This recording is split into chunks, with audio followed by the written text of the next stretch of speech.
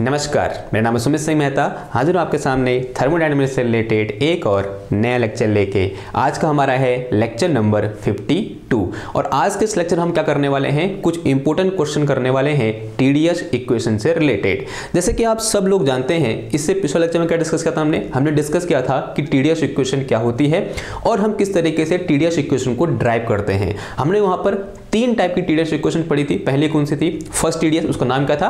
First TDS equation, second TDS equation and third TDS equation. आज हम क्या करेंगे, उन्हीं टीडीएस इक्वेशन की फील लेने के लिए, या बोल सकते हैं हम फिजिकली हम उन टीडीएस इक्वेशन को किस तरीके से यूज कर सकते हैं, उसके लिए हम क्या करेंगे, यहाँ पर क्वेश्चन करेंगे। ये न केवल क्वेश्चन है, साथ ही साथ ये क्या है, हमको टीडीएस इक्वेशन की जो फिजिकल मीनिंग होती है उसको भी समझाने की कोशिश हम यहाँ पर करेंगे, या फिर इन क्वेश्चन की हेल्प से टीडीएस इक्वेशन की फिजिकल मीनिंग को हम सीखेंगे। ठीक है, तो बिना कोई देरी किए हुए फटाफट से कहां आते हैं, क्वेश्चन में आते हैं। आप भी क्या करो, कॉपी पेन निकालो और मैंने यहाँ पर क्वेश्चन नंबर 1 नोट किया है, इसे लिखो। ठीक है, तो मैं पढ़ूं क्वेश्चन। देखो क्वेश्चन क्या लिखा है, consider a surface film defined by. एक सरफेस फिल्म है, सरफेस फिल्म आप सब जानते हो, जैसे साबुन की सरफेस फिल्म होगी या फिर वाटर की सरफेस फिल्म होगी। ठीक है, ये बात समझ में आ रही है आपको, या फिर किसी लिक्विड की सरफेस फिल्म होगी, तो वैसी एक सरफेस फिल्म है। Defined by TDS is equal to DU minus का sigma DA, write down the TDS equation. ठीक है, एक सरफेस फिल्म है जिसको इस इक्वेशन से हमने डिफाइन कर रखा है, और क्या बोल रखा है, उस सरफेस फिल्म के लिए क्या करना है, हमको TDS इक्वेशन लिखनी है। ओके, ना अब यहां पर देखो कुछ चीजें यहां पर आ रही है, जैसे DU तो हमको पता है क्या होता है, DU change in internal energy होता है। जो टीडीएस होता है वो क्या होता है, हीट ट्रांसफर होता है। यहाँ पर सिग्मा क्या है, जो यहाँ पर सिग्मा है, चलो आंसर में ऐसे लिखो, जो यहाँ पर सिग्मा है वो क्या है, सरफेस टेंशन है। ठीक है, हमको इतना पता होना चाहिए कि जो सिग्मा है वो क्या है मेरे पास, यहाँ सरफेस टेंशन है, और जो ए है ऑब्वियस सी बात है वो क्या होगा, सरफेस एरिया होगा, surface area of film, surface area. और क्या गिवन है हमको, दूसरा हमको एक यहाँ पर कुछ इस तरीके से इक्वेशन गिवन है। इक्वेशन क्या है मेरे पास, TDS is equal to DU minus का सिग्मा इंटू DA, ये एक इक्वेशन गिवन है। Now state some equation number 1। क्या बोल दो, इस इक्वेशन को इक्वेशन नंबर 1 बोल दो। अगर मैं ये बोलूं कि मेरे पास क्या है, कोई एक हाइड्रोस्टैटिक सिस्टम है। हाइड्रोस्टैटिक सिस्टम का मतलब क्या हुआ कि मेरे पास फॉर एग्जांपल, अगर मैं एक हाइड्रोस्टैटिक सिस्टम का एग्जांपल दूं, मेरे पास एक सिलेंडर है और उस सिलेंडर में मैंने क्या भर दी, गैस भर दी, ऊपर से पिस्टन लगा दिया, तो क्या हो गया, मेरा एक हाइड्रोस्टैटिक सिस्टम हो गया। तो for any hydrostatic system what we know from first law of thermodynamics, for any hydrostatic system जो हमारे पास फर्स्ट लॉ ऑफ थर्मोडायनामिक्स क्या हो जाएगा बताओ, this will be equal to DQ is equal to क्या होता है, DU प्लस का DW होता है। हमने सब पढ़ा हुआ है कि DQ इक्वल टू क्या होता है, DU प्लस DW होता है। एंड फॉर हाइड्रोस्टैटिक सिस्टम या बोलते हैं in thermodynamics, this DW is equal to P into DV होता है नहीं होता है, आंसर हाँ जी होता है। And from second law of thermodynamics हमारे पास DQ इक्वल टू क्या होता है, DQ इक्वल टू TDS होता है, ऐसा होता है नहीं होता है, आंसर हाँ जी होता है। यहाँ पर S क्या है, एंट्रोपी है, यहाँ पर भी S क्या है, एंट्रोपी है, और T क्या है, टेम्परेचर, ये तो पता ही है हमको। ओके, अब एक काम करो, इन दोनों को यहाँ से उठाओ और इस इक्वेशन में रखो, तो यहाँ से मेरे पास क्या निकल के आ जाएगा, TDS is equal to DU और प्लस कितना आ जाएगा, ये P इंटू DV आ जाएगा। Now state some equation number 2, इसे क्या बोल दो, समीकरण नंबर 2 बोल दो। अब एक काम कर रहे हैं, मैं क्या कर रहा हूं, इस समीकरण 2 और समीकरण 1 को कंपेयर कर रहा हूं। On comparing equation 1 and equation 2 what we get, देखो on comparing equation 1 and 2, equation 1 और 2 क्या करो, कंपेयर करो। देखो यहाँ TDS है, यहाँ भी TDS है, कोई जरूरत ही नहीं है लिखने की, यानी दोनों ओर क्या है, सेम है। जो यहाँ पर लेफ्ट हैंड साइड है दोनों ओर सेम है, यहाँ DU है, यहाँ पर भी DU है। अब यहाँ देखो, यहाँ क्या है, माइनस सिग्मा है और यहाँ क्या है, P है, यानी जो P है वो किससे रिप्लेस हो गया है, P is replace by minus sigma. P को किससे रिप्लेस कर दिया हमने, माइनस सिग्मा से रिप्लेस किया। कंपेयर करने के बाद मुझे ये पता चला, और दूसरा क्या पता चला कि V is replaced by A, दूसरा क्या पता चला, V यानी volume is replaced by area, किससे रिप्लेस कर दिया, एरिया, ए से क्या कर दिया, रिप्लेस कर दिया। यानी जो हमारे पास नया यहाँ पर सिस्टम है जिसको हमने क्या बोला, सरफेस फिल्म बोला, तो सरफेस फिल्म के लिए अगर हम टीडीएस इक्वेशन लिखना चाहेंगे तो मुझे क्या चेंज करना पड़ेगा, जो मेरे पास कल टीडीएस इक्वेशन थी उनमें क्या चेंज करना पड़ेगा, जहां जहां मेरे पास क्या था, P था वहाँ क्या रख दो, माइनस सिग्मा रख दो, और जहाँ जहाँ मेरे पास V था वहाँ क्या रख दो, A रख दो। क्या आ जाएगा, इस सिस्टम के लिए या बोल सकते हैं इस सरफेस फिल्म के लिए TDS इक्वेशन निकल के आ जाएगी। ठीक है, तो करें आगे बढ़ें। अब TDS इक्वेशन होती क्या है, एक तो क्या है आप याद कर लो, अगर आपकी मेमोरी बहुत बेहतरीन है तो आप उन TDS इक्वेशन को याद कर सकते हो। 3 TDS इक्वेशन हमने कल पढ़ी हुई है, 3 नहीं भी तो 2 तब भी याद होनी चाहिए। ठीक है, पहले की तो फर्स्ट एंड सेकंड वो ज़्यादा इंपॉर्टेंट है। ओके ना, अगर याद नहीं है तो क्या करेंगे, तो ड्राइव कर लो यार। कितना टाइम लगता है उसको ड्राइव करने में, 1 मिनट या 30 सेकंड, ठीक है, इतने तो लगेगा। करें एक बार, यहाँ पर मैं ज़्यादा लगाऊंगा क्योंकि मैं समझा भी रहा हूँ, लेकिन आप जब खुद करोगे ना तो कम टाइम लगेगा, ऑब्वियस सी बात है। Now TDS equation for surface film, now TDS equation for surface film. ठीक है, अगर मैं फर्स्ट TDS इक्वेशन की बात करूं, किसकी बात कर रहा हूं, फर्स्ट TDS इक्वेशन।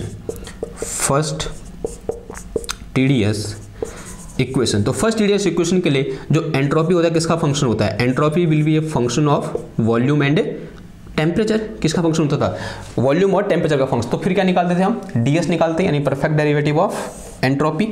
तो यहाँ से मेरे पास DS will be equal to कितना आ जाएगा, partial S upon partial V at constant temperature, और इनटू कितना आ गया, ये dV आ गया, फिर प्लस कितना था partial S upon partial T at constant volume, और इनटू कितना आ गया, dt आ गया। Now multiplying both side by T से मल्टीप्लाई कर दो, तो यहाँ से मेरे पास TDS इक्वल टू कितना आ गया, T into partial S upon partial V at constant temperature, और इनटू कितना आ गया, dV हो गया, एंड प्लस का ये मेरे पास T अंदर मल्टीप्लाई होगा तो यहाँ पर TDS आ जाएगा, एंड TDS इक्वल टू क्या होता है, DQ होता है। तो कितना आ गया, ये DQ upon DT at constant volume, और इनटू कितना आ गया, sorry partial Q upon partial T at constant volume, into कितना आ गया, dt आ गया। Now from Maxwell relation we know that कि this partial S upon partial V at constant temperature this will be equal to partial P upon partial T at constant volume, ये होता है। And also know that कि this heat capacity CV is equal to क्या होता है मेरे पास, partial Q upon partial T at constant volume, यानी heat capacity at constant volume will be this one. तो ये इक्वेशन मॉडिफाई हो जाएगी। तो यहाँ से मेरे पास क्या निकल के आया, TDS इज इक्वल टू कितना आ गया, दिस इज T, और इनटू कितना आ जाएगा, ये पार्शल P अपॉन कितना आया यहाँ पर, partial T at constant volume, और इनटू कितना आ गया यहाँ पर, dV आ गया, फिर यहाँ प्लस कितना बचा मेरे पास, इसको जो कितना आ जाएगा, CV आ जाएगा, and this is CV into कितना आ गया, ये dt आ गया। ठीक है, इतनी बात समझ में आई। नाउ अब मुझे करना क्या, ये तो कहते हैं TDS इक्वेशन कल वाली थी, यानी फर्स्ट TDS इक्वेशन है। लेकिन अगर मैं किसकी बात करूं, फॉर सरफेस फिल्म में हमें क्या करना पड़ेगा, सिंपल। नाउ P को किससे रिप्लेस करो, now replace P by minus sigma, P की जगह रख दो माइनस सिग्मा रख दो। ठीक है, सही बोल रहा हूं मैं, हाँ, P की जगह माइनस सिग्मा, कहाँ गया ये, P की जगह माइनस सिग्मा, और जो मेरे पास V है उसकी जगह रख देंगे V is replace by A, V की जगह क्या रख दो, A रख दो। ठीक है, तो क्या आ जाएगा मेरे पास यहाँ पर, देखो एक बार, तो ये आ गया मेरे पास क्या, TDS will be equal to, अब माइनस सिग्मा है ना, तो यहाँ माइनस सिग्मा रखो तो माइनस बाहर आ जाएगा, तो मेरे पास कितना आ जाएगा, ये माइनस का T, और अंदर कितना बच गया, ये partial sigma upon partial T at constant volume है, तो एट कांस्टेंट क्या आ जाएगा, सरफेस एरिया, और इनटू कितना आ जाएगा, ये dA आ जाएगा, फिर प्लस कितना आ जाएगा यहाँ पर, ये CV था तो ये CA आ जाएगा, यानी heat capacity at constant surface area. ठीक है, और इनटू कितना आ जाएगा, ये dt आ जाएगा। ठीक, ये बात समझ में आई। नाउ शेड समीकरण क्वेश्चन नंबर 1 हो गया, 2 हो गया, इसे क्या बोल दो, समीकरण नंबर 3 बोल दो। यहाँ जो नई चीज निकल के आई, CA निकल के आई, तो CA क्या है मेरे पास, heat capacity at constant surface area at constant surface area. ये बात समझ में आई। ओके ना, अब देखो, अब मुझे क्या करना है, यहाँ से कुछ न कुछ फिजिकल मीनिंग बाहर निकालनी है। तो यहाँ से कुछ न कुछ फिजिकल मीनिंग बाहर निकालने के लिए मुझे क्या करना पड़ेगा, एक मैं काम कर रहा हूँ, एक स्पेशल केस ले लूँ, let us assume at isothermal expansion. मैं क्या कर रहा हूँ, गैस को आइसोथर्मली एक्सपेंड कर रहा हूँ। ठीक है, क्या कर रहा हूँ, सॉरी गैस बोल रहा हूँ, जो मेरे पास सरफेस फिल्म है उसको मैं आइसोथर्मली स्ट्रेच कर रहा हूँ, या फिर हाँ आइसोथर्मली क्या करें, मैंने स्ट्रेच कर दिया। लेट मी स्ट्रेच, ऐसे लिखो, लेट अस स्ट्रेच, या फिर एक काम करो, हाँ ऐसा बोलो, लेट अस, ऐसे हैशटैग बना के लिखो, stretch stretch surface film isothermally, ठीक है। क्या कर रहा हूं मैं, जो सरफेस फिल्म है उसको मैं आइसोथर्मली स्ट्रेच कर रहा हूं। अब स्ट्रेच करने पर कितनी हीट ट्रांसफर होगी ये मुझे क्या करना है, फाइंड करना है, ठीक है। तो अगर यहाँ आइसोथर्मली है, इसका मतलब जो मेरे पास T होगा वो क्या हो जाएगा, कांस्टेंट हो जाएगा। If T is constant then this implies that this dt will be equal to 0। जो मेरे पास dt हो जाएगा कितना हो जाएगा, 0 हो जाएगा, ठीक है। ये होगा नहीं होगा, आंसर है हाँ जी होगा। If dt equal to 0 what it mean, एक बार काम करो, यहाँ एक क्वेश्चन क्या बन जाएगी, दिस टर्म विल बी 0, ये टर्म 0 हो जाएगा। अगर dt इक्वल टू 0 है for this special case stretched stretch सही तो लिखा, ठीक है, खींचना, स्ट्रेच सरफेस, ओके। तो dt इक्वल टू कितना हो गया, 0 हो गया। तो रखो यहाँ पर ये 0 हो जाएगा। तो ये मेरे पास क्या बचा, now equation 3 become, now equation 3 becomes, equation 3 क्या बन जाएगी, इधर लिखूं मैं, तो ये बन गई मेरे पास क्या, TDS इज इक्वल टू, ये आ गया मेरे पास कितना, माइनस का T और फिर इनटू कितना आ गया, ये पार्शल सिग्मा अपॉन आ गया क्या, this is partial T at constant A और इनटू कितना आ गया, ये D A आ गया, ठीक है। ये बात समझ में आई आपको ना। अब दिस इज TDS, तो ये चीज़ मेरे पास TDS है, TDS इक्वल टू क्या हो जाएगा, DQ हो जाएगा एंड एट कांस्टेंट टेम्परेचर है, ठीक है। एंड दिस इज माइनस का T और इनटू कितना आ गया, ये partial sigma upon partial T at constant surface area और इनटू कितना आ गया, ये DA आ गया, ठीक है। And this is at constant temperature, तो यहाँ T लिख सकता हूँ मैं, आंसर है हाँ जी लिख सकता हूँ। अब एक इंपॉर्टेंट इंफॉर्मेशन हमें पता होनी चाहिए, from experiment it is found that कि this surface tension is decrease on increase temperature. क्या कहना चाह रहा हूं मैं, एक्सपेरिमेंटों से ये पता कर रखा है, जो मेरे पास क्या होता है, सरफेस टेंशन होता है, यानी जो सिग्मा होता है वो टेम्परेचर के साथ डिक्रीज करता है। अगर मेरे पास ये क्या है, सरफेस टेंशन वाली एक्सेस है और ये क्या है, टेम्परेचर है, यानी जो मेरे पास surface tension of any film will decrease in this way with temperature, इस तरीके से टेम्परेचर के साथ डिक्रीज करता है। ये हमको एक्सपेरिमेंटली क्या हो रखा है, ज्ञात हो रखा है। माना मेरे पास वाटर है, अगर मैं वाटर का टेम्परेचर क्या करूंगा, इंक्रीज करूंगा, तो उसका जो सरफेस टेंशन है वो क्या करेगा, डिक्रीज करेगा। सिमिलरली अगर मेरे पास सोप बबल है, अगर मैं सोप बबल का टेम्परेचर इंक्रीज करूंगा तो उसका जो सरफेस टेंशन है वो डिक्रीज करेगा। अब ये देखो, ये मेरे पास क्या है, partial sigma upon partial T, यानी इसका स्लोप है, तो स्लोप कैसा आएगा, नेगेटिव आएगा, नहीं आएगा, आंसर हाँ जी आएगा। तो यहाँ से हमको क्या पता चल रहा है कि this partial sigma upon partial T at constant surface area is negative. ये टर्म कैसा है, हमेशा नेगेटिव है।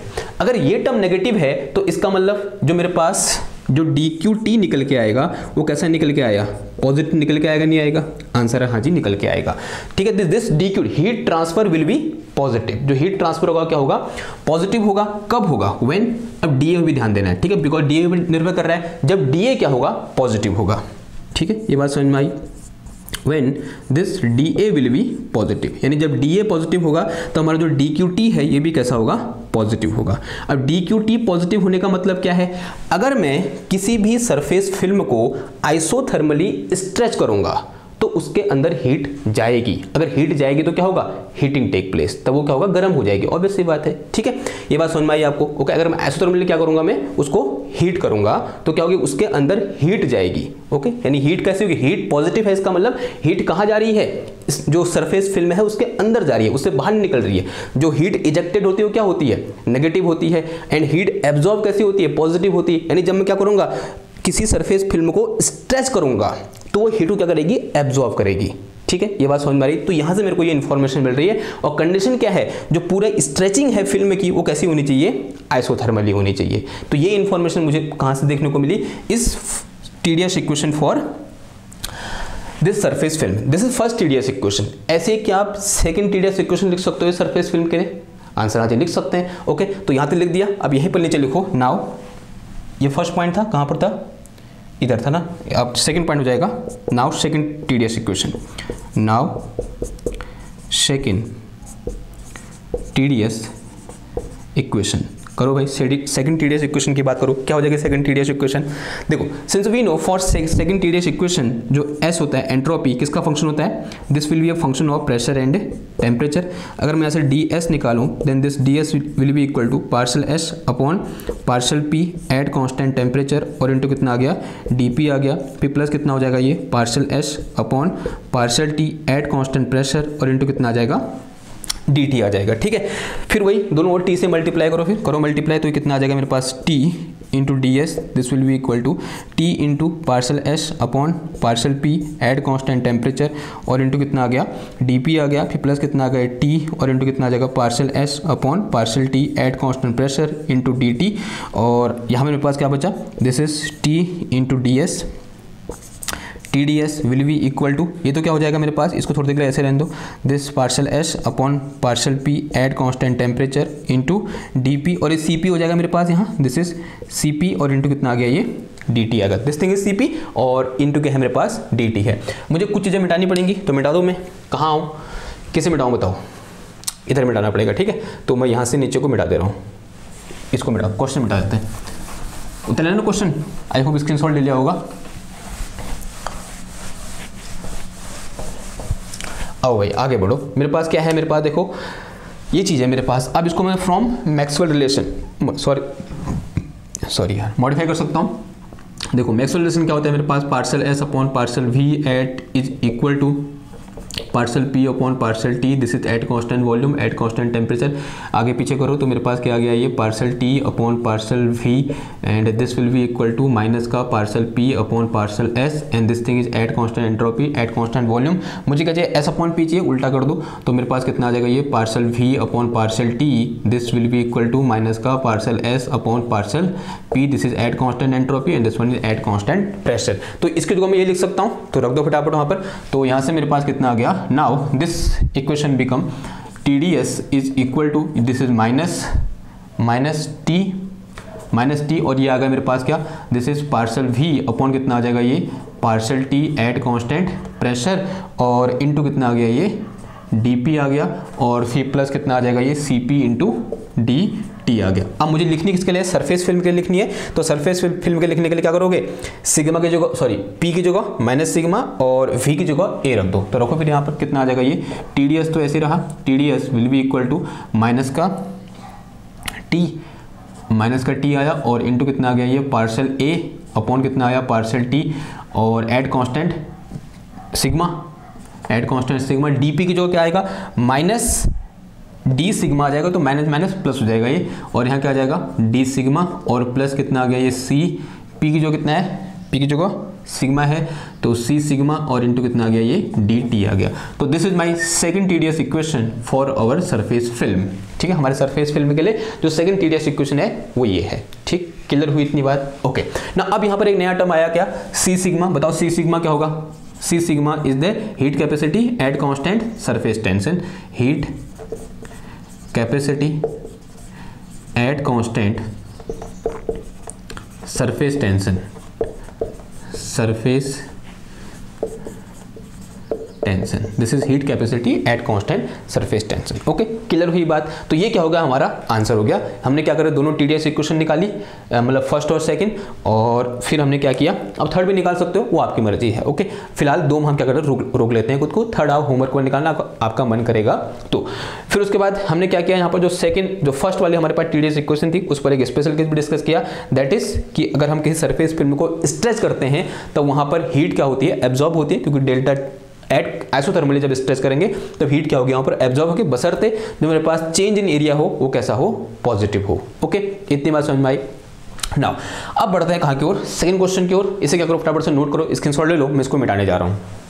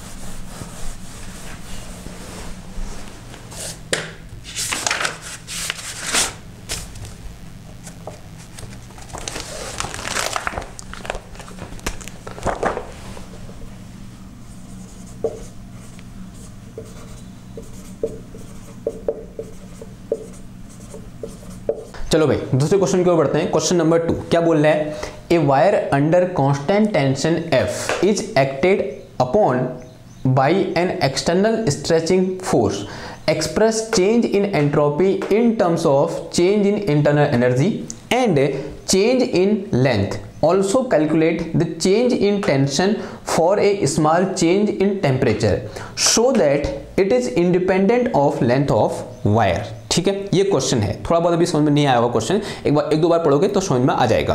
लेकिन करना क्या है, सिंपल सा, सबसे पहले तो क्या करना है, जो चेंज इन एंट्रोपी है उसको चेंज इन इंटरनल एनर्जी के टर्म में लिखना है। देखो कैसे लिखेंगे, what we know we have, sorry यहाँ बोल सकते हैं हमको क्या दिया हुआ है। सबसे पहले ये देखो जो दिया है उसे देखो, हमारे पास क्या है, एक वायर है, ठीक है। पहले मान लो मैंने यहाँ पर वायर लटका दिया यूँ करके, ये क्या है मेरे पास वायर है यूँ करके ऐसे करके, ठीक है। और अज्यूम करो इसका सरफेस एरिया कितना है, A है, और जो इनिशियल लेंथ है वो कितनी है, L है।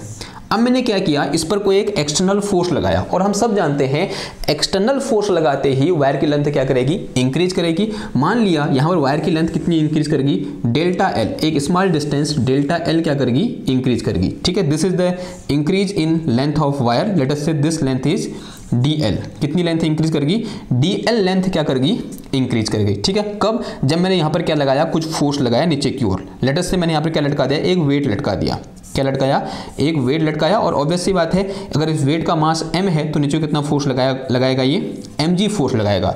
और ये फोर्स लगाते ही क्या हुआ, यहाँ पर एक टेंशन प्रोड्यूस हुआ इन दिस डायरेक्शन। जो मेरे पास टेंशन होता है वो क्या होता है, हमेशा अपोजिट टू द फोर्स होता है। लेट अस से दिस टेंशन इज F, तो F टेंशन यहाँ पर क्या प्रोड्यूस हुआ, एंड दिस कांस्टेंट है, और जो टेंशन यहाँ पर है वो कैसा है, कांस्टेंट है। अब देखो अगर ये टेंशन है और मेरे पास डिस्प्लेसमेंट कितना हुआ, DL हुआ, अगर मैं तो वर्क डन निकालूं तो वर्क डन विल भी क्या हो जाएगा, this will B F into in terms of tension F into DL होगा, नहीं होगा, आंसर हाँ जी होगा। और एक बात जो ध्यान देने वाली है, both are in opposite direction, तो यहाँ क्या आ जाएगा, नेगेटिव साइन आ जाएगा, ठीक है। ये बात सिंपल है, ठीक है, ये बात समझ में आई नहीं आई, आंसर हाँ जी आई। अगर मैं ये बोल रहा हूँ कि जब मैंने इस वायर को स्ट्रेच किया तो इस वायर की इंटरनल एनर्जी में कुछ चेंज आया होगा, नहीं आया होगा, आंसर हाँ जी आया होगा, क्योंकि मॉलिक्यूलर अरेंजमेंट चेंज हुए होंगे, जो मॉलिक्यूल के बीच लगने वाला जो इंटरमॉलिक्यूलर फोर्स है वो चेंज हुआ होगा। तो बहुत सारी चीजें अगर चेंज हुई है तो ऑब्वियस सी बात है इंटरनल एनर्जी में क्या आया होगा, चेंज आया होगा। Let us say the change in internal energy is du, जो चेंज इन इंटरनल एनर्जी कितना है, du है। Then from first law of thermodynamics this dq will be equal to कितना हो जाएगा, du प्लस dw, होता है नहीं होता, आंसर हाँ जी होता है।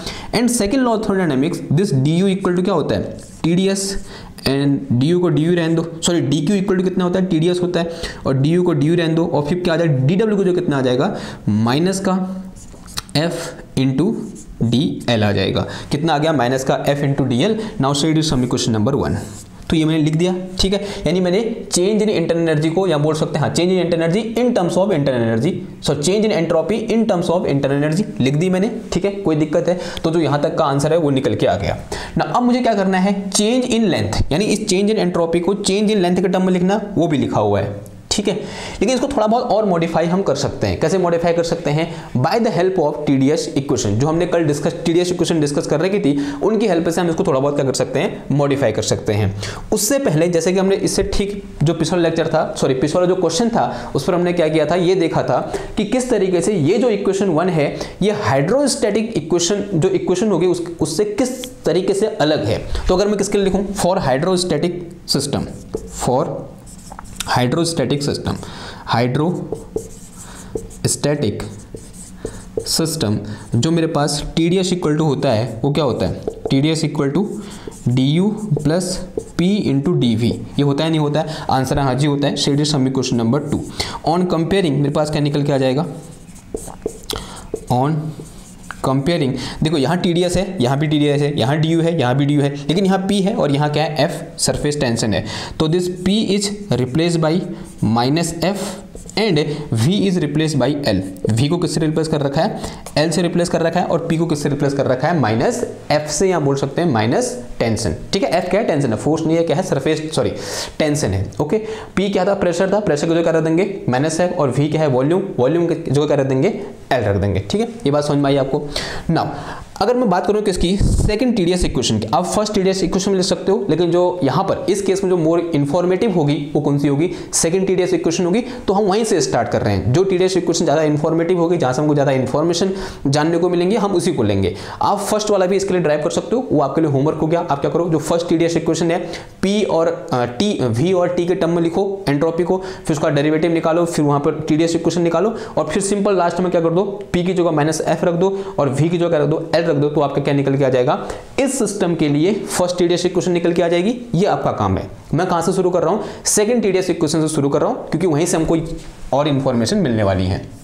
Second TDS equation, second TDS equation ऐसे पॉइंट बना के लिखो, सेकंड टीडीएस इक्वेशन। अब याद तो किसी को नहीं है, याद किसी को नहीं है, तो एक चीज तुमको याद है कि सेकंड टीडीएस इक्वेशन के लिए एस किसका फंक्शन होता है, प्रेशर और टेम्परेचर का फंक्शन होता है। और यहां से अगर मैं क्या निकालूं, डी एस निकालूं, then this will be equal to D S upon D P at constant temperature और इंटू कितना आ जाए, sorry partial S upon partial P at constant temperature into D P plus कितना आ गया ये, this is partial S upon partial T and again this is at constant pressure, और मेरे पास यहाँ कितना आ गया, डी टी आ गया। ठीक है, मल्टीप्लाइंग बोथ साइड टी, तो मेरे पास T D S equal to कितना आ गया, ये T into this is partial S upon कितना आ जाएगा, ये partial P at constant temperature, और ये क्या आ गया मेरे पास, डीपी आ गया, और यहाँ का टी से मल्टीप्लाई होगा तो सीपी बन जाएगा ये, तो प्लस कितना आ जाएगा ये सीपी और इंटू कितना आ गया, dt आ गया। नाउ फ्रॉम मैक्सवेल रिलेशन इसको हम मॉडिफाई करेंगे, थोड़ी देर पहले मॉडिफाई किया था, दोबारा मॉडिफाई कर दो। इसमें कितना आ जाएगा, जहां तक अगर मैं थोड़ा सा बहुत अपनी स्मृति को उजागर करना चाहूँ तो मेरे पास ये आता है माइनस का टी, और इसकी जगह आ जाएगा, अगर मैं उसका ठीक उल्टा कर दूंगा तो नीचे कितना होता है, वी होता है, तो this is partial V upon कितना आ जाएगा, पार्शियल टी आ जाएगा, and this is at constant, कहाँ पर होगा ये बार कर लें, खाली कलर हो जाएगा ना, देखो ये कर लेते हैं एक बार, इतना याद किसको रहता है। तो क्या आ जाएगा, देखो partial S upon partial V, this will be equal to partial P upon कितना आ जाएगा, partial T, this is at constant temperature at constant volume, उल्टा कर दो इसको तो कितना आ जाएगा ये, पार्शियल टी अपॉन कितना आ जाएगा, partial V, and this will be equal to partial P upon कितना आ गया ये, partial S, and this thing is at constant entropy, this thing is at constant volume, फिर उल्टा करोगे तो कितना आ जाएगा ये, partial V upon partial T at constant, and this will be equal to minus का partial S upon partial P, and this is at constant temperature, this is at constant pressure, eight constant pressure आएगा। ठीक है, and with negative sign, तो यहाँ से मेरे पास देखो क्या निकल के आ जाएगा, TDS is equal to minus का T, और ये क्या आ गया यहाँ पर, पार्शियल V अपॉन कितना आ जाएगा, partial T, partial V upon sorry हाँ partial V upon partial T at constant pressure, और फिर ये मेरे पास क्या है यहाँ पर डीपी है, एंड और फिर मेरे पास क्या है यहाँ पर प्लस का सीपी और इंटू कितना है ये डी टी है। ठीक है, और यहाँ पर जो अब देखो मुझे किसके लिए चाहिए, इस सिस्टम के लिए चाहिए, तो फॉर दिस सिस्टम पी को किससे रिप्लेस करो, माइनस एफ से रिप्लेस करो, और वी को किससे रिप्लेस करो, एल से रिप्लेस करो। तो now for our system, now for our system जो मेरे पास v है उसको किससे रिप्लेस कर देंगे, L से, V is replace by L and this P is replace by minus का F, कर दो फटाफट। तो मेरे पास क्या आ गया ये, TDS इज इक्वल टू, ये मेरे पास क्या है माइनस का T और इंटू कितना आ गया ये, partial L upon partial T at constant pressure, pressure यानी F यानी टेंशन, तो और डी पी को जो कितना आ जाएगा माइनस का डी एफ, तो माइनस माइनस प्लस हो जाएगा ये, और ये मेरे पास क्या है यहाँ पर डी एफ आया, और प्लस कितना आ गया ये सी एफ आ गया, और इंटू कितना आ गया डी टी आ गया। And now say it is समीकरण क्वेश्चन नंबर 3, इसे क्या बोल दो, समीकरण नंबर 3 बोल दो। यहाँ पर जो मेरे पास सी एफ एक चीज निकल के आई, तो सी एफ मेरे पास क्या है, this is heat capacity at constant tension. C F जो है वो है क्या है मेरे पास, हीट कैपेसिटी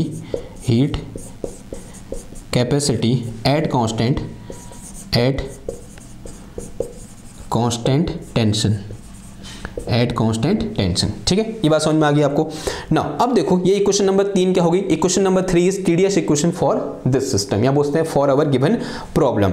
अब यहां से कुछ तो मुझे फिजिकल मीनिंग निकालनी पड़ेगी, तभी तो मैंने यहां पर लिखा हुआ है। देखो फिजिकल मीनिंग क्या निकलेगी, अगर मैं ये बोल रहा हूं कि एट कांस्टेंट एंट्रोपी यानी फॉर एडियाबेटिक स्ट्रेच, यानी जो वायर है मेरा कैसे स्ट्रेच हो रहा है, एडियाबेटिकली स्ट्रेच हो रहा है, यानी जो मेरे पास यहाँ पर जो वायर स्ट्रेच हुआ ये कैसा हुआ, एडियाबेटिक यहाँ पर क्या हुआ, स्ट्रेच हुआ। तो for adiabatic process case first लिखो, यहाँ पर ऐसे लिखो केस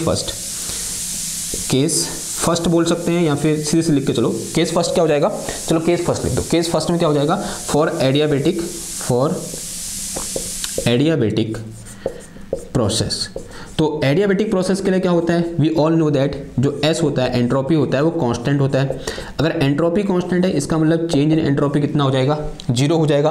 तो इक्वेशन नंबर 3 में जो मेरा क्या है, लेफ्ट हैंड साइड है वो 0 हो जाएगा। तो यहाँ से मेरे पास क्या निकल के आ जाएगा, 0 is equal to T into this is partial L upon partial T at constant F, और इंटू कितना आ जाएगा ये डी एफ, फिर प्लस कितना आ जाएगा ये सी एफ, और इंटू कितना आ जाएगा ये डी टी आ जाएगा। ठीक है, ये बात समझ में आई आपको? ओके, अगर ये बात समझ में आई तो यहाँ से मैं क्या निकाल सकता हूँ, देखो C F into D T will be equal to, ये आ गया मेरे पास कितना, माइनस का टी, और इंटू कितना आ गया ये partial L upon partial T, partial L upon partial T at constant F, और इंटू कितना आ गया ये डी एफ आ गया। ठीक है, कुछ चीज़ छोड़ा तो नहीं, सब लिख देना, लिख दिया। अगर मैं ऐसे डी टी निकालूँ, चेंज इन टेम्परेचर निकालूँ, then this will be equal to minus का टी अपॉन क्या आ गया यहाँ पर सी एफ आया, और इंटू कितना आ जाएगा ये parcel L upon partial T at constant F, और इंटू कितना आ गया डी एफ आ गया। एंड नाउ स्टेट इज समीकरण नंबर 4, इसे क्या बोल दो, समीकरण नंबर 4 बोल दो। नाउ इस समीकरण 4 से मुझे कुछ ना कुछ फिजिकल मीनिंग निकालने पड़ेगी, ऐसे थोड़ा देखा है, यानी कुछ ना कुछ एक क्वेश्चन को बता रही होगी। इसका फिजिकल मीनिंग निकालने के लिए इसको थोड़ा सा और मॉडिफाई करते हैं। कैसे मॉडिफाई करते हैं, let me define linear expansion, या बोलते हैं coefficient of linear expansion, and isothermal, या बोलते हैं एडियाबेटिक इलास्टिसिटी। ठीक है, दो चीजें हमने पहले भी डिफाइन कर रही थी, एक बार और डिफाइन कर लेते हैं। देखो मेरे पास क्या था, एक वायर था, माना ये मेरे पास क्या इस तरीके से एक वायर है। ठीक है, मैंने इसको क्या किया, गर्म किया, माना इसकी इनिशियल लेंथ कितनी है, L है, L is the initial length of this wire. मैंने इसको गर्म किया, और गर्म करने से क्या होगा, एक्सपेंशन होगा, माना इसको लेंथ होगी कितनी, एक्सपेंड करेगी डेल्टा एक्स, यानी डी एक्स क्या करेगी, सॉरी डी एल नहीं, डी एक्स नहीं डी एल बोलो, डी एल लेंथ में क्या हुआ, चेंज हुआ, कब, जब मैंने टेम्परेचर में कितना चेंज किया, डी टी चेंज किया। On changing temperature by D T, change in length is dl. Then we all know that from experiment it was found that कि this dl is proportional to change in temperature dt, and this dl is also proportional to initial length of wire. ठीक है, and on combining both the equation what we get this dl is proportional to l into dt. अगर मैं proportional से हटाऊंगा तो एक constant आता है, and here this constant is this is coefficient of linear expansion alpha L, and into कितना आ जाएगा, L आ जाएगा into dt। तो अगर मैं यहाँ से क्या निकालूं, अल्फा निकालूं, तो alpha L this will be equal to कितना आ जाएगा, ये आ जाएगा मेरे पास कितना, 1/L, and this is DL upon कितना आ गया, DT आ गया। ठीक है, इतना लिखा। अगर मैं बोल रहा हूँ कि during this process there is no tension, यहाँ पर कोई टेंशन लगा रखा है मैंने, एट कांस्टेंट टेंशन है, या बोल सकते हैं हाँ क्या बोलेंगे, एट कांस्टेंट टेंशन, यानी टेंशन में मैं कोई भी चेंज नहीं कर रहा हूँ, टेंशन F है और F ही रहा, लेकिन मैं किस में चेंज कर रहा हूँ, टेम्परेचर में चेंज कर रहा हूँ। तो यहाँ पर टेंशन कांस्टेंट है, तो इसी को मैं क्या लिख सकता हूँ, एट कांस्टेंट टेंशन में लिखने के लिए this alpha L will be equal to 1/L, और क्या आ जाएगा, पार्शियल डेरिवेटिव हो जाएगा, partial L upon partial T at constant F, यानी टेंशन में यहाँ पर मैंने कोई चेंज नहीं किया। तो this is my coefficient of linear expansion alpha L। Okay, ये बात समझ में आई? ओके, एक चीज़ और होती है हमारे पास, क्या, इलास्टिसिटी। क्या होती है, इलास्टिसिटी, या बोल सकते हैं आइसोथर्मल, सॉरी एडियाबेटिक इलास्टिसिटी। क्या, एडियाबेटिक इलास्टिसिटी, इलास्टिसिटी। तो since we all know that कि इलास्टिसिटी E, अगर मैं एडियाबेटिक की बात करूं यहाँ पर S आ जाएगा, and this will be equal to stress upon strain. क्या होता है ये, स्ट्रेस अपॉन स्ट्रेन होता है। देखो मैं क्या बोल रहा हूँ, मान लिया मेरे पास यहाँ पर कोई एक वायर है, यूँ करके इस तरीके से ये वायर है, अभी इसमें कोई भी मैंने फोर्स नहीं लगा रखा है, कोई एक्सटर्नल फोर्स नहीं, इसका मतलब कोई टेंशन नहीं है यहाँ पर। ओके, अब मैंने क्या किया, यहाँ पर कुछ एक्सटर्नल फोर्स लगाया, और एक्सटर्नल फोर्स लगाते ही इसकी जो लेंथ में चेंज आया, माना कितना आ गया, DL इसकी लेंथ में चेंज आ गया, और कितना फोर्स लगाने, बहुत स्मॉल फोर्स लगाया नीचे की ओर, तो यहाँ पर एक बहुत छोटा सा स्मॉल टेंशन डेवलप हुआ, लेट अस से दिस टेंशन इज DF। वो टेंशन कितना है, DF है, और जो इनिशियल लेंथ है वो कितनी है, L है। और एक चीज़ और अज्यूम कर रहा हूँ मैं, इसका जो सरफेस एरिया है, जो कि यहाँ पर अभी आपको दिख नहीं रहा होगा, इसका जो सरफेस एरिया है वो कितना है, A है। जो A है मेरे पास वो क्या है, area of cross section, surface area नहीं बोलेंगे, क्या बोलेंगे, area of cross section of wire कितना है मेरे पास, A है। और यहाँ पर टेंशन कितना डेवलप हुआ, जब मैंने नीचे की ओर कितना फोर्स लगाया, मान लिया मैंने यहाँ पर एक्स फोर्स लगाया नीचे, या डी एक्स बोलो या फिर डी स्मॉल एफ बोल दो, ठीक है। नीचे कितना फोर्स लगा हमने, डी स्मॉल एफ फोर्स लगाया, तो यहाँ पर जो टेंशन डेवलप हुआ कितना हुआ, डी कैपिटल एफ टेंशन क्या हुआ, डेवलप हुआ, और उसने क्या किया, इसकी लेंथ में कितना चेंज किया, डी एल चेंज किया। तब यहाँ से जो एडियाबैटिक इलास्टिसिटी डिफाइन हो जाएगा, कैसे हो जाएगा, स्ट्रेस क्या हो जाएगा बताओ, stress will be equal to force per unit area, यानी कितना आ जाएगा ये D F upon in terms of tension D F upon A आ जाएगा। स्ट्रेन क्या हो जाएगा मेरे पास, this will be equal to D L upon L आ जाएगा, कितना आ जाएगा, D L upon L, L ऊपर आ जाएगा और ए नीचे, तो यहाँ से मेरे पास ई एस इक्वल टू कितना आ गया, एल अपॉन ए और इनटू कितना आ गया ये D F upon D L आ गया। तो ये क्या निकल गया मेरे पास, यहाँ पर एडियाबैटिक इलास्टिसिटी निकल के आ गई। तो एडियाबैटिक इलास्टिसिटी क्या हो जाएगी मेरे पास, सही लिख रहा हूँ मैं, हाँ, कितना आ गया, एल अपॉन ए और इनटू कितना आ गया, D F upon D L आ गया। अब देखो इस इक्वेशन 4 को मॉडिफाई करो, कैसे मॉडिफाई करेंगे, उसके मुझे ये चीज़ मिटानी पड़ेगी, ये मिटा दो मेरे का, क्योंकि ये हो गया ना। देखो भाई कैसे मॉडिफाई करोगे, इक्वेशन 4 को देखो, मेरे पास क्या दिया हुआ है, जो मेरे पास डी टी है वो क्या है, D T is equal to 1 upon C P, sorry minus का टी अपॉन सी पी, फिर कितना है मेरे पास, this is partial L upon partial T at constant tension और इनटू कितना है मेरे पास, डी एफ है। देखो मुझे ये चीज़ रखनी है, अल्फा और ई एस रखना। अब मुझे अल्फा और ई एस क्यों रखना है, क्योंकि ये क्या है, डायरेक्टली मेजरेबल क्वांटिटी है किसी भी एक सब्सटेंस के लिए, तो हमारा कैलकुलेशन क्या हो जाएगा, बहुत ईजी हो जाएगा। ओके, तो अगर मैं ऐसे अल्फा रखना चाहूँ यहाँ पर, तो क्या मॉडिफाई करना पड़ेगा, देखो अल्फा मुझे यहाँ पर 1 अपॉन एल चाहिए, बाकी तो मेरे पास ये है ही 1 अपॉन एल चाहिए, तो एल से मल्टीप्लाई एल से डिवाइड करना पड़ेगा, तो मेरे पास कितना हो जाएगा, ये टी इंटू एल और अपॉन कितना आ गया, ये सी पी आ गया, और मल्टीप्लाई में कितना बच गया मेरे पास, 1 अपॉन एल और ब्रैकेट के अंदर कितना आ गया, डी एल अपॉन कितना आया, D T at constant F. अब ये मेरे पास क्या है, डी एफ है, इधर क्या है, डी एफ है। एक काम कर रहा हूँ मैं, डी एल से डिवाइड और डी एल से यहाँ पर मल्टीप्लाई कर दे रहा हूँ, because this D F upon D L क्या बन जाएगा, ये वाला आ जाएगा, ये रिक्वायर है, और ये एल यहाँ पर मल्टीप्लाई है ही, और एक काम कर रहा हूँ यहाँ से ए से मल्टीप्लाई और ए से मल्टीप्लाई और ए से डिवाइड कर दिया, ठीक है, ये बात समझ में आई, ए से मल्टीप्लाई किया और ए से डिवाइड भी कर दिया, तो यहाँ से मेरे पास डी टी इक्वल टू कितना आ गया, माइनस का T L upon C P, और ये जो मेरे पास है क्या है, मेरे पास अल्फा है, सॉरी एल मत लिखो, कितना आ गया, माइनस का T and this one is alpha L.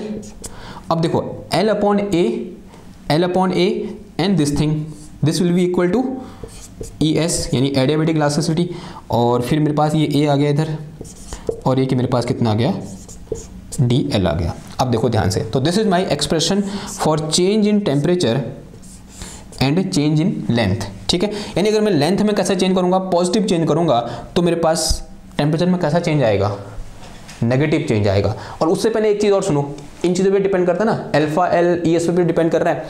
जो मेरे पास अल्फा एल है वो क्या है, दिस इज एक्सपेंशन कोफिशिएंट, या बोलते हैं कोफिशिएंट ऑफ एक्सपेंशन या थर्मल एक्सपेंशन बोल सकते हैं, and this coefficient of thermal expansion is positive most of the time. कैसा होता है, ये पॉजिटिव होता है। जो मेरे पास क्या है, जो अल्फा एल है, alpha L is positive for most of the substance, for most of the substance. जो मोस्ट ऑफ द सब्सटेंस होते हैं उनके लिए जो मेरे पास अल्फा एल होता है, कैसा होता है, पॉजिटिव होता है। अब ये अगर ये पॉजिटिव है और ये तो इन टेम्परेचर में इनका इफेक्ट पड़ता है नहीं, ध्यान से देखो उधर, क्योंकि हम टेम्परेचर की चेंज होने पर बात कर रहे हैं, और ये सब चीज़ें कांस्टेंट है और सब पॉजिटिव है, ठीक है। अल्फा एल पॉजिटिव होता है, अल्फा एल पॉजिटिव होता है, ये पता चला। और यानी ये जो चीज़ है यहाँ पर इतनी सारी चीज़ क्या है, पॉजिटिव है। इसका मतलब अगर मैं डेल्टा एल कैसा हो, पॉजिटिव हो, इसका मतलब if delta L is positive, यानी क्या करेगा, स्ट्रेच करे वायर, क्या करे, स्ट्रेच करे। डेल्टा एल पॉजिटिव कहने का मतलब क्या है, वायर क्या कर रहा है, स्ट्रेच कर रहा है। अगर ये वायर स्ट्रेच करेगा तो यहाँ से मेरे पास डेल्टा टी कैसा होगा, नेगेटिव होगा, यानी जो वायर हो कैसा हो जाएगा, ठंडा हो जाएगा, यानी कूलिंग टेक प्लेस, यानी वहाँ पर क्या होगी, कूलिंग होगी। यानी जब भी कोई वायर या बोल सकते हैं कोई भी सब्सटेंस को हम जनरली क्या करेंगे, या फिर कोई जनरल सब्सटेंस उठाएंगे और उसको स्ट्रेच करेंगे, तो स्ट्रेच करने पर क्या हो जाएगा, ठंडा हो जाएगा। ये इंपॉर्टेंट इन्फॉर्मेशन मुझे यहाँ पर देखने को मिल रही है। कंडीशन क्या है, हमने एक आइडियल किस लिए रखा है, that is process is adiabatic process. ठीक है, अगर मैं क्या कर रहा हूँ, किसी भी सब्सटेंस को एडियाबेटिकली स्ट्रेच कर रहा हूँ, यानी उसकी लंबाई को बढ़ा रहा हूँ, तो वहाँ पर क्या होगी, कूलिंग टेक प्लेस, यानी उसका मतलब क्या होगा, उसका टेम्परेचर क्या हो जाएगा, घट जाएगा, जो वायर है या बोलते हैं जो सब्सटेंस है वो ठंडा हो जाएगा। लेकिन यहाँ पर एक एक्सेप्शन केस होता है, that is for Indian rubber. किसकी बात कर रहा हूँ मैं, इंडियन रबर की बात कर रहा हूँ। ठीक है, इंडियन रबर। जो इंडियन रबर होता है इसके लिए क्या होता है, जो अल्फा एल होता है वो नेगेटिव होता है। ठीक है, यानी जो linear coefficient of linear expansion होता है वो कैसा होता है, नेगेटिव होता है। If this thing is negative then, तो उस समय क्या होगा बताओ, ये पॉजिटिव हो जाएगा। उसका मतलब वहां पर अगर मैं डेल्टा एल क्या करूंगा, बढ़ाऊंगा, या मुझसे बोल सकते हैं इंडियन रबर को मैं खींचूंगा, तो इंडियन रबर को खींचने पर जो मेरे पास टेम्परेचर है वो कैसा होगा, पॉजिटिव। चेंज इन टेम्परेचर कैसा होगा, पॉजिटिव होगा। चेंज इन टेम्परेचर पॉजिटिव है, इसका मतलब क्या, वहां पर क्या होगा, हीटिंग होगी, यानी उसका टेम्परेचर बढ़ेगा, वहां पर हीट हम बोल सकते हैं, जो इंडियन रबर है वो खींचने पर गर्म हो जाएगा। कैसा होता है, आंसर आज ही होता है। आपने कभी ऐसा देखा होगा, ऐसे यहाँ पर क्या पकड़ो, ऐसे रबर को पकड़ो, खींचो उसको, यहाँ पर जो रबर होता है ना हेयर बैंड वाला, ठीक है, जो छोटे बच्चों का बात है, वो लाल पीले नीले कलर के आते हैं, उनको ऐसे एक दांत से ऐसे पकड़ो, उसको खींचोगे ना, तो आपके होंठों पर क्या फील होगी, हॉटनेस फील होगी, या बोलते हैं आपको होंठों पर गर्माहट फील होगी। क्यों हो रहा है, क्योंकि क्या है, इंडियन रबर है और उसके लिए अल्फा एल कैसा होता है, नेगेटिव होता है। अल्फा एल नेगेटिव होता है और ये नेगेटिव है, ये नेगेटिव है, नेगेटिव नेगेटिव पॉजिटिव, और ये क्या बता रहा है, अगर डेल्टा एल पॉजिटिव होगा तो डेल्टा टी भी क्या होगा, पॉजिटिव होगा। इसका मतलब जब भी मैं इंडियन रबर को स्ट्रेच करूंगा तो वो इंडियन रबर क्या हो जाएगा, गर्म हो जाएगा। तो एक स्पेशल केस है। ठीक है, अब ऐसा क्यों होगा, डिपेंडिंग अपॉन द अरेंजमेंट, उसके अंदर क्या केमिकल है, मतलब जो भी है उसके अंदर नहीं घुस रहे हैं, ऐसा क्यों होता है। पर हाँ, ये इनको पता है। ठीक है, दिस इज एक्सपेरिमेंट्स, हमको पता है कि ये कैसा होता है, नेगेटिव होता है। ओके, इतनी बात समझ में आई। तो this is information which we are getting from equation number 4। Okay, ना अब थोड़ा सा आगे बढ़ते हैं, बात करते हैं किसके लिए, फॉर आइसोथर्मल प्रोसेस। किसके लिए बात कर रहे हैं, फॉर आइसोथर्मल प्रोसेस। तो मुझे कुछ चीज़ें मिटानी पड़ेंगी, ये मिटा दूँ मैं क्योंकि इधर का काम हो गया है, तो इसे मिटा रहा हूँ। हाँ, क्योंकि मुझे ये क्वेश्चन चाहिए, क्वेश्चन नंबर 3, इसे मिटा रहा हूँ मैं। पहला केस कैसा था, फॉर एडियाबेटिक प्रोसेस, एंड अगला लिखो फॉर आइसोथर्मल। अगर मैं क्या कर रहा हूँ, किसी एक वायर को आइसोथर्मली स्ट्रेच कर रहा हूँ तो क्या होगा।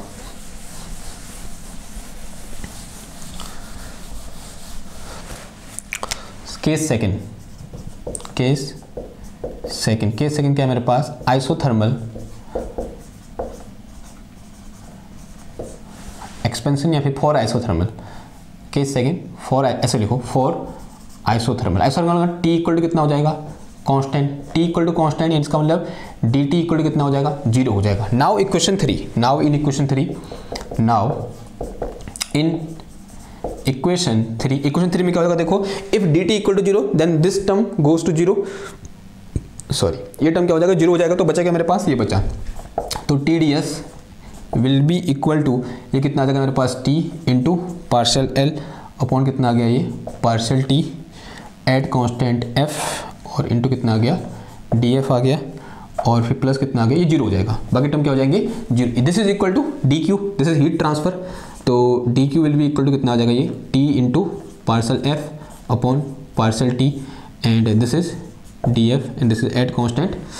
अरे यार वो चीज़ चाहिए थी मेरे को, वो मैंने मिटा दी, चलो कोई नहीं, इधर लिखी है। देखो अब मैं यहाँ पर थोड़ा सा मॉडिफाई, अल्फा और ई टी के फॉर्म में लिख सकता हूँ। देखो सिंस वी नो जो अल्फा होता है क्या होता है, 1/L, this is at constant, बोल सकते हैं linear coefficient of linear expansion 1/L, और इनटू कितना आता है, partial L upon partial T at constant F। ठीक है, ये बात समझ में आई। ओके, और दूसरी चीज़ हमको क्या पता होती है, ET, अभी क्या होगा, isothermal elasticity, and this ET will be equal to क्या हो जाएगा मेरे पास, बताओ जरा, यहाँ से आ जाएगा मेरे पास कितना, A अपॉन L, और फिर इंटू कितना होता है, DF, और अपॉन कितना आ जाएगा, DF अपॉन DL, ये तो होता है ना। ठीक है, अभी तो पढ़ा हमने, जो एडियाबेटिक होगा वही तो क्या होगा, आइसोथर्मल में भी वही होगा ना। ओके, यानी इस टाइम टेम्परेचर क्या है, कांस्टेंट है। ठीक, रख दो फिर वैल्यू इधर। अगर मैं थोड़ा उसको मॉडिफाई करना चाहूँ तो यहाँ से डी क्यू इक्वल टू कितना आ गया, ये आ गया मेरे पास कितना, टी एल और एक मिनट यार,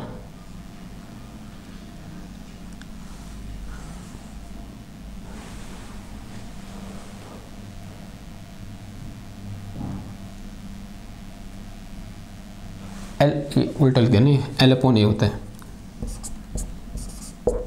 एल अपॉन ए, और फिर ए से मल्टीप्लाई किया तो मेरे पास कितना आ गया ये 1 अपॉन एल, और this thing is parcel L upon partial T at constant F, फिर इनटू ए से मल्टीप्लाई करो, ए से डिवाइड भी करना पड़ेगा, ठीक है। तो 1 अपॉन ए, इस एल को मैं यहाँ से हटा रहा हूँ और यहाँ लिख रहा हूँ, और ये मेरे पास कितना आ गया D F upon D L करो, और डी एल क्या, तो इंटू कितना करना पड़ेगा, डी एल करना पड़ेगा, ठीक है। अब वैल्यू पुट कर दो फिर, तो यहाँ से डी क्यू इक्वल टू कितना आ गया ये, this is T A and this thing is alpha L and this thing is E T, ये क्या मेरे पास आइसोथर्मल इलास्टिसिटी, और इंटू कितना आ गया डी एल आ गया, ठीक है। तो हीट ट्रांसफर और चेंज इन लेंथ के बीच कैसा रिलेशन होगा, ऐसा रिलेशन होगा in case of isothermal expansion, यानी कि जब हम किसी भी एक वायर को आइसोथर्मली एक्सपेंड करेंगे तब वहां पर हीट क्या होगी बताओ, हीट ट्रांसफर का हीट पॉजिटिव यानी उसकी हीट एब्जॉर्ब करेगा, कब, in case of isothermal expansion, यानी हीट क्या करेगा वो एब्जॉर्ब करेगा, पॉजिटिव आ रहा है बिकॉज अल्फा एल क्या होता है पॉजिटिव होता है, तो अगर डेल्टा एल पॉजिटिव है यानी उसको क्या कर रहा हूं मैं स्ट्रेच कर रहा हूं किसी वायर को या फिर किसी भी सब्सटेंस को, तो वहां पर क्या होगी हीट एब्जॉर्ब होगी, ओके, बिकॉज जो डी क्यू है वो कैसा है पॉजिटिव है, ठीक।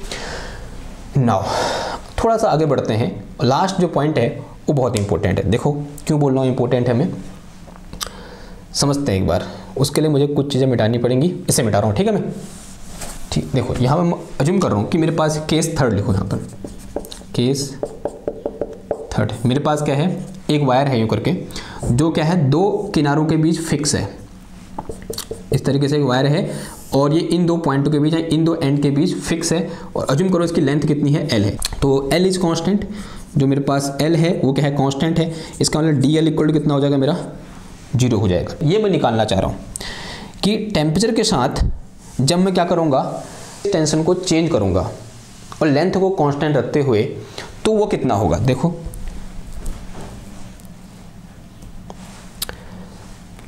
कैसे करें इसको बताओ एक बार। अगर मैं यहाँ थोड़ा बहुत आपको आइडिया दे पाऊँ तो देखो, सिंस वी नो मेरे पास क्या दिया है parcel F upon partial T, एक बार ध्यान से सुनना बात को, थोड़ा सा अजीब है ये दिया हुआ है, और अभी मैं थोड़ी देर पहले डिस्कस किया था कि जो P है P is replace by F, P को किससे रिप्लेस कर रखा है हमने F से, यानी माइनस F ऐसा बोल सकते हैं, ठीक है। जहाँ P है वहाँ क्या है F है, और जहाँ V है वहाँ क्या है L है, ठीक है। यानी इस इक्वेशन को कैसे लिखता हूँ, इसको मैं ऐसे लिखता हूँ कि parcel P upon partial T at constant volume, ये बोल सकता हूँ मैं इसको, मैं बेझिझक ये बोल सकता हूँ, कोई दिक्कत नहीं है इसमें अभी तक। देखो फिलहाल के लिए माइनस साइन को मैं इग्नोर कर रहा हूँ। देखो मैक्सवेल का फर्स्ट रिलेशन क्या होता है, फ्रॉम मैक्सवेल फर्स्ट रिलेशन हमारे पास partial S upon partial V, partial S upon partial V is equal to क्या होता है partial P upon partial T, this is at constant temperature, this is at constant volume. It mean this term can be written as in this way, इसको क्या लिख सकता हूँ, ये लिख सकता हूँ क्या partial S upon partial V at constant temperature, ऐसा मैं लिख सकता हूँ। आंसर है हाँ जी, अगेन ऐसा मैं लिख सकता हूँ। देखो और देखो फिर यहाँ पर देखो और क्या आ जाएगा, एक काम करो यहाँ पर P से मल्टीप्लाई करो और P से डिवाइड करो, क्या करो partial S upon partial P और इनटू कितना आ जाएगा partial P upon partial V at constant temperature, ऐसा हम कर सकते हैं। तो this will be equal to, ये मेरे पास कितना आ जाएगा ये partial S upon partial P at constant temperature और इनटू कितना आ जाएगा ये partial P upon partial V at constant temperature, ऐसा कुछ आया, ठीक है ना। अब देखो फिर और लिखो थोड़ा बहुत, किसके बारे में जानूं, मैक्सवेल रिलेशन देखो, और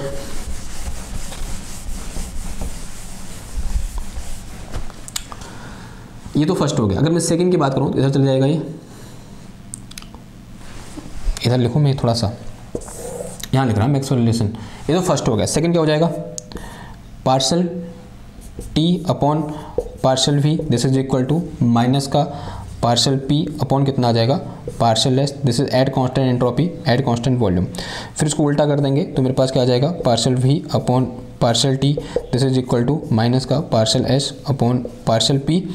this one is at constant pressure and this one is at constant temperature. ठीक है, अब देखो फिर तो यहाँ से मेरे पास जो partial P upon partial T at constant volume निकल के आया, इसकी जगह क्या लिख सकता हूँ मैं, इसकी जगह ये लिख सकता हूँ, यानी ये क्या लिख सकता हूँ, दिस इज माइनस का partial V upon partial T at constant pressure और फिर इनटू ये मेरे पास क्या है, partial P upon partial V है,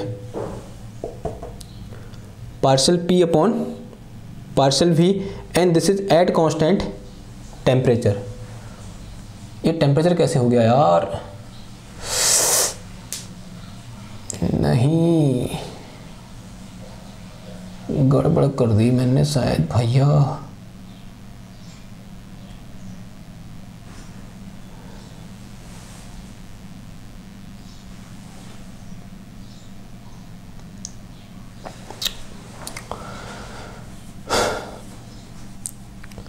पी अपॉन वी भी आएगा कहीं से,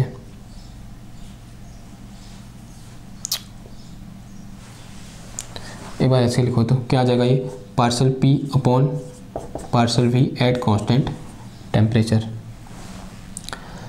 फिर से दोबारा से वापस जाओ तो ये मेरे पास क्या बचेगा, यहाँ पर पी की जो कितना एफ रख दोगे तो मेरे पास क्या है, partial F upon partial T at constant volume, यानी कितना आ गया, एल आ गया, this is equal to minus partial V की जो कितना आ जाएगा, ये partial L upon partial T at constant F और फिर इंटू कितना आ गया, ये partial F upon partial V की जगह एल एट कांस्टेंट टेम्परेचर।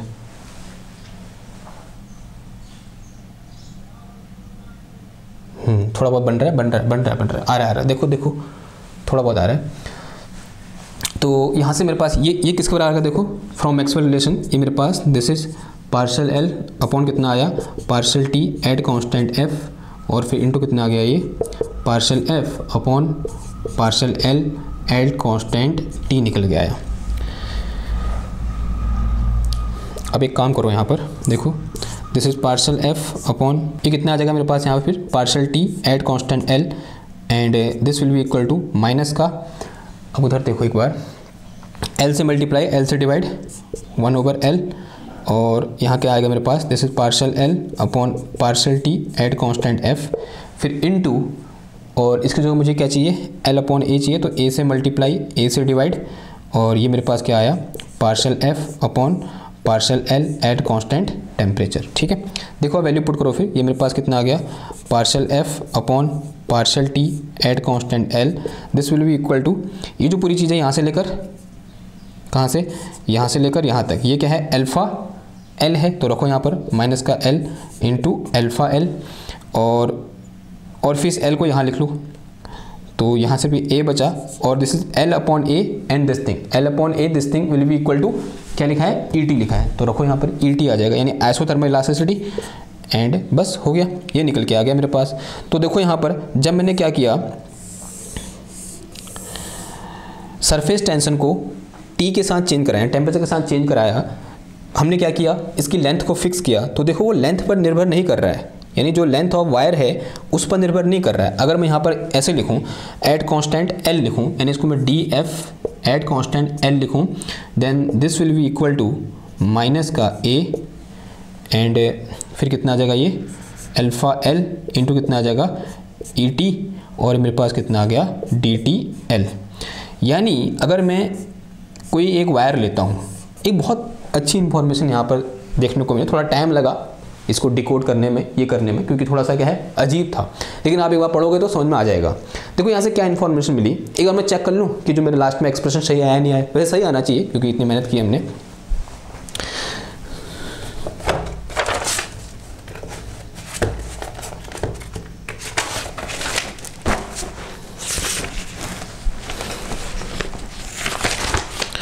ये मेरे पास कितना है, माइनस का A alpha L E T delta T L delta F. ठीक है, सही आ रखा है, ओह सॉरी, देखो अगर ये सही आ रखा है, यहाँ से इन्फॉर्मेशन क्या मिल रही है, बहुत अच्छी इन्फॉर्मेशन है कि अगर मेरे पास कोई एक वायर है, देखो यहाँ बोल भी था so that it is independent of length of wire, ये जो चेंज इन टेम्परेचर या चेंज इन टेंशन है या नहीं है, चेंज इन टेंशन है कब, जब मैंने इसके वायर को इसको क्या कर दिया, फिक्स कर दिया, independent of length of wire.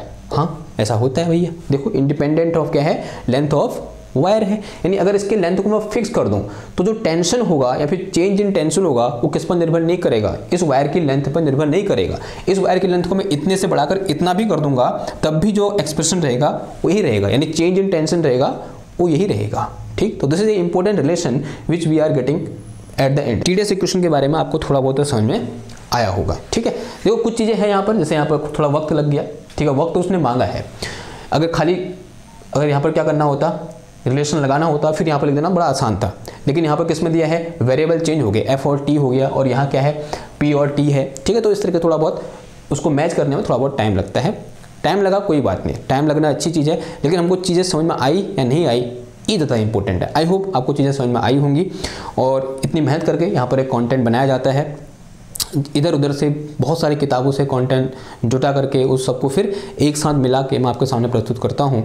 और अगर आपको ऐसा लगता है कि मैं ऐसा काम कर रहा हूँ या फिर जिससे दूसरे बच्चों के जीवन में कुछ इम्पैक्ट हो, या फिर हो सकता है किसी कहीं पर भी थोड़ी सी सहायता हो इन लेक्चर की हेल्प से, तो वो क्या करना है, इन लेक्चर को शेयर करो और नीचे कमेंट करो कि आपको अच्छा लगा या बुरा लगा, और सब्सक्राइब भी कर दो। ठीक है, क्योंकि मैं कभी कभी देखता हूँ जो 50% से ज़्यादा लोग ऐसे होते हैं जो चैनल को सब्सक्राइब नहीं करते हैं, वो वीडियो देखते हैं, उनका वॉच टाइम होता है, लेकिन वो चैनल को सब्सक्राइब नहीं करते हैं। ठीक है, तो कर दिया करो, क्योंकि वो क्या होता है, अच्छा होता है, हमको उससे मोटिवेशन मिलता है। ओके, ठीक है, फिर आज के इस लेक्चर को यहाँ पर समाप्त करते हैं। मैं मिलता हूँ आपसे नेक्स्ट क्लास में एक और नए टॉपिक के साथ। तब तक के लिए थैंक यू, धन्यवाद, बाय बाय।